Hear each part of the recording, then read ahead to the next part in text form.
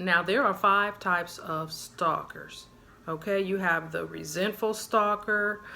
They resent that you rejected them. Maybe they felt humiliated due to the rejection, and so they resent you for it. They want to get revenge, and they will stalk you. Okay, this could be someone you knew, and you just didn't want anything to do with them anymore, and they resent you for it, and so they decide to stalk you as a way to get revenge. There's also what's called the rejected stalker.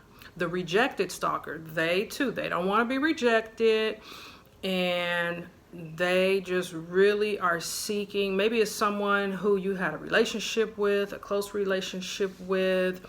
It could even be a family member, and they just feel rejected because you no longer want anything to do with them. And so now they begin to stalk you. Okay, and then there is what's called the intimacy seeker stalker. This is someone who they are seeking a relationship, and they may even have like fantasies about having this. They just live in a fantasy world. They want to have this relationship with the person, and they're seeking intimacy, and they're doing it through stalking. It could be someone that they know. It could also be a stranger, with the intimacy seekers. These people are very emotionally needy and emotionally immature. There is also what's called the incompetent stalker. The incompetent stalker, emotionally needy, emotionally immature, very insecure, very lonely, and this could be someone that you knew, you had a relationship with, and you are trying to live your own life and move on, and they just don't get it. Okay, and these people are just very immature. And then you have the most dangerous one of all is the predatory stalker. These are your rapists. These are your sociopaths and your psychopaths. Just very mean, cruel, evil people. These are the predatory stalkers. Okay, and out of all of the stalkers, let me just say this: it is all about control. I don't care if you had a relationship with this person in the past or not. They don't care for you. They don't love you. This is simply about control. I did a video before on rejection. It's called Rejection is Redirection. We've all experienced rejection in our lives, and most of us, we get rejected. It hurts at first for a minute, but when we're healthy, when we're mentally healthy, we're able to move on. We're able to say, okay, you don't want nothing to do with me? Okay, bye. And you move on. Okay? But the stalker is mentally unstable. These people are mentally ill. They are unable to accept that you want to move on. They still have this thing in their mind that they want to connect with you. It is my opinion that since the pandemic, cyberstalking has increased without a doubt, because people are in their homes, they're experiencing loneliness, isolation, and now there is just more cyberstalking than ever before. Okay, cyberstalking is just as dangerous as regular stalking. It's all the same. It's all about control. It's all about trying to force your way into somebody's life, and when they have a right to their freedom, which leads me to the first scripture I want to share with you. And it actually comes out of the book of Revelation, and it is Revelation 3:20. It says, "Behold, I stand at the door and knock. If any man hear my voice and open the door, I will come into him, and I will sup with him, and he will with me." Now, what this scripture tells us is that we have free will. God has given us free will. You can accept Christ into your heart, or you don't have to accept Christ into your heart. He will knock at the door. He'll knock at your heart. He'll send people in your life or messages during your journey in this life to let you know to accept him. And if you choose not to, that's your choice. He doesn't force his way in. Okay? It says he stands at the door, he knocks. You either open it or you don't. We all have free will. Okay? You don't have a right to force your way into anybody's life. If a person does not want to be bothered with you, you need to leave them alone. But if you're suffering from mental illness, that's going to be very difficult for you. It's going to be very hard for you to accept that. Okay? So that's the first point I want to make, is that God has given us all free will. And when you take it upon yourself to try to control someone else and take away their free will to live their lives the way they choose, to have who in their life, who they choose to have in their life, you are now sinning against God. That's a sin against God. And I'm going to go further into that in a minute, but let me share another scripture with you. It comes out of Luke chapter 6, verse 31, and it says,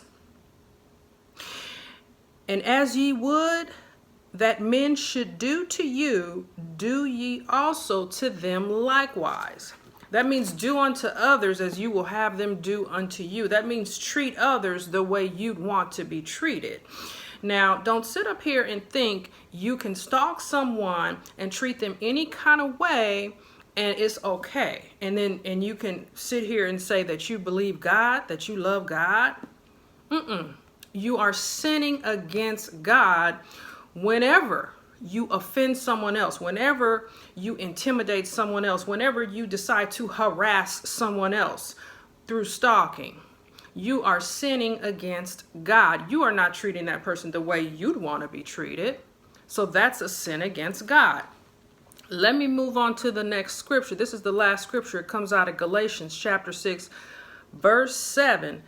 And it says, "Be not deceived, God is not mocked, for whatsoever a man soweth, that shall he also reap." Now, what you give is what you get back. You will reap what you sow. If you decide you want to victimize a person by trying to stalk them, and you're actually stalking them, you may not even realize. You know, one thing about the incompetent stalker, the sad thing is they don't even realize that they're doing the stalking. They don't realize that they're stalking you. They think because they're sending you nice messages and, you know, they're nice when they leave you a voicemail. And they don't see anything wrong with that. They don't think they're doing anything wrong, even though you have given all the social cues needed. You've tried to set up boundaries to let them know to leave you alone. See, the problem with us as women is that sometimes we're just too nice. You know, many of us are just too nice. And sometimes we're not frank enough. We need to really be frank and to the point. But with the stalker, because of their mental illness, you can be as frank as you want to be. They're still not going to get it. They're not going to abide by what you want. Because for them, it's all about control. Okay?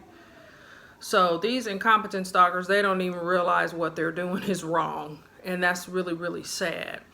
You know, the rejected stalker, again, they feel so rejected and they just don't want to accept that you have a right to your own personal freedom. We've all been rejected. Jesus Christ was rejected. He was the rejected cornerstone.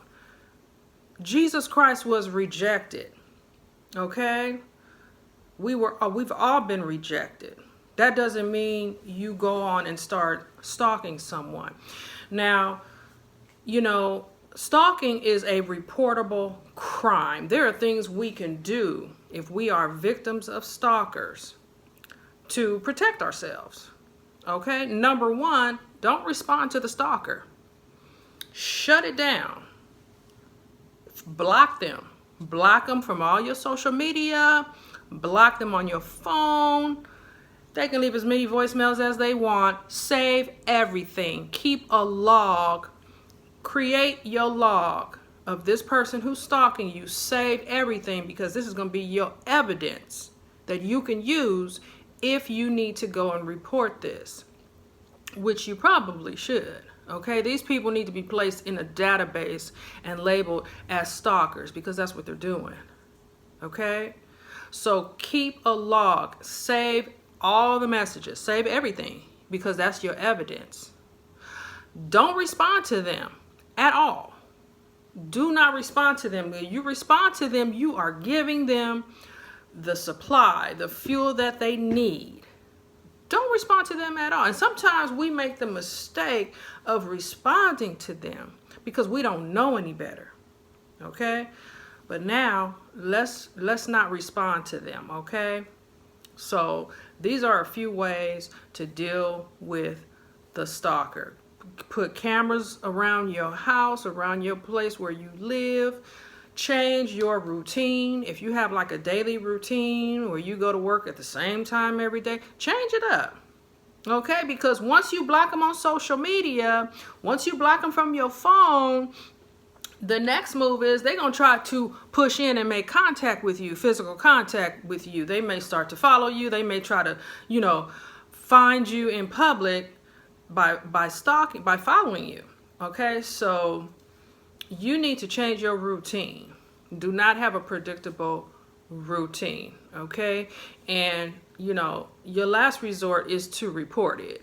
Report it to law enforcement. It doesn't matter what these people did in their lives as their career. It doesn't matter what they're doing now, what their job is. It doesn't matter. They will be placed in a database. And they will have that mark on them as a stalker. If something goes down, it's in the system. Okay? So, but be careful, reporting is not the first thing. It just depends on, it may not get to that point. Hopefully it won't get to that point. Because when you report it, now it causes that narcissistic injury. See, now they really feel, slated, if you will. Okay? And then they may really, really come back and try to hurt you. Okay, so stalking is a very, very serious issue. It is underreported. It is going on, they say 3.4 million or more, 3.4 million Americans each year are dealing with stalkers. They're stalked. Most of the victims of stalkers are women, but men get stalked too. Okay? Now, let's talk about the spiritual component because, we can't leave that out. There's the natural component. Those are the things we can do in the natural. But what's going on spiritually? Okay? The scriptures that I share with you it is the proof that we need to know that stalking is not of God. It is from the pit of hell. It is